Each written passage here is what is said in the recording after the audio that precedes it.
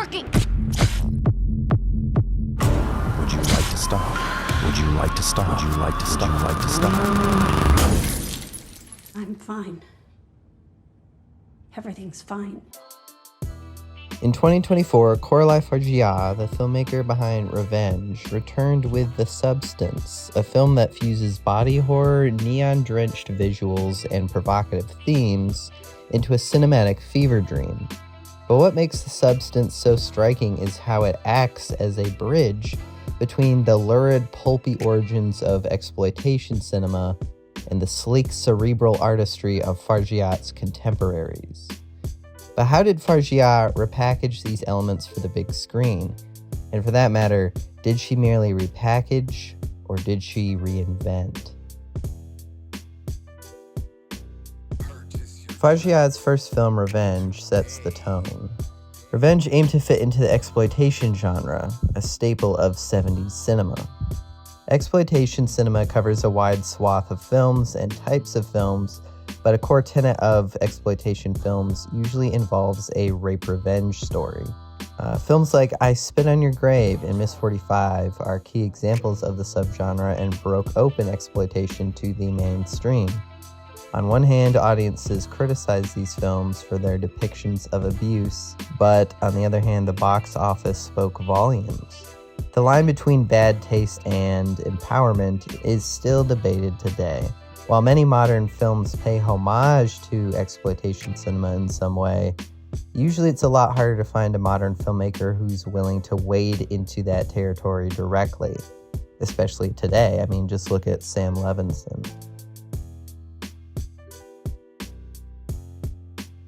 But Fargeat is French, and in Revenge, she flipped the script. Revenge uses the raw aesthetics of exploitation cinema, blood-soaked violence, and survivalist thrills, but Fargeat infuses these intense scenarios with a feminist perspective.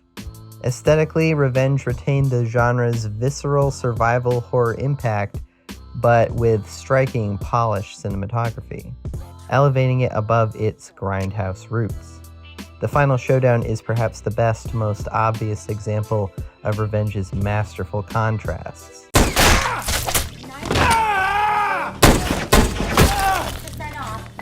Gusa has done it again. Log on shopclubusa.com. Search when you get there.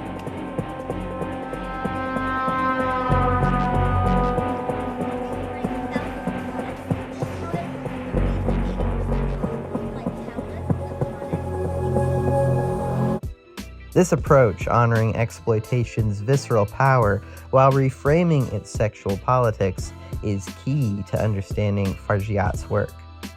However, with The Substance, Fargeat moves beyond the base genre of exploitation and also into the realm of body horror. And if we're talking about body horror, we have to talk about the one and only David Cronenberg. Known for works like The Fly and Videodrome, Cronenberg's work often dives deep into grotesque transformations of the body and soul. Even to this day, with works like Crimes of the Future, Cronenberg confronts us with modern anxieties through body horror.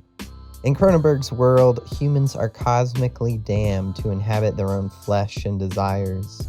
Many of his films feel like Greek tragedies. The Substance furthers these ideas, revealing the physical and mental costs of modern existence. Fargeat swings for the fences, taking down the aesthetics and warped mentality of modern capitalism. However, our lead, while driven by vanity and pride to a degree, is a victim. The conditions of the modern market push her toward aggressive action when the machine no longer needs her.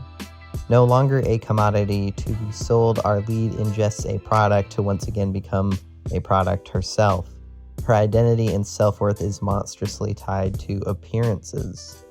The bodies of Moore and Qualley are carefully chosen canvases to symbolize the vulnerabilities and mutations of our age. However, despite the modern anti-consumer sentiments, the mood and tone of The Substance is timelessly effective.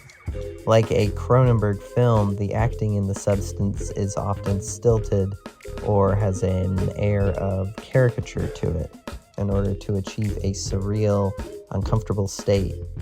The visuals are eerie, often achieved with unusual, unsettling production design. Many have drawn comparisons to Kubrick films, since The Substance also utilizes a lot of symmetrical, surreal imagery. However, the visual approach of The Substance is also reminiscent of another Cronenberg's work, Brandon. Both Cronenberg styles can be felt in The Substance, featuring both David Cronenberg's clinical detachment in addition to Brandon Cronenberg's surreal, visceral visions in films like Infinity Pool. When I first watched The Substance, the primary influence that I saw scream from the screen was Nicolas Refn, a modern Danish filmmaker whose bold neon aesthetics blew him to the mainstream with explicit hypnotic films like Drive, Only God Forgives, The Neon Demon, and more recently, television shows like Too Old to Die Young and Copenhagen Cowboy. Fargeat seems to emulate a lot of Refn's approach in The Substance, particularly by emulating a fetishistic attention to detail and reveling in shocking material, carrying on the spirit of exploitation cinema. Nicolas Refn is quoted as saying, "I think that art is an act of violence, and the more emotionally engaged you are in a piece of art, the more violent it feels." Fargeat blends a variety of strong influences into a cohesive, startling experience in The Substance.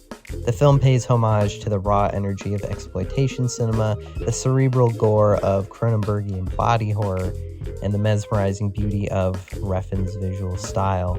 Fargeat has once again reinvented a horror subgenre for a modern audience.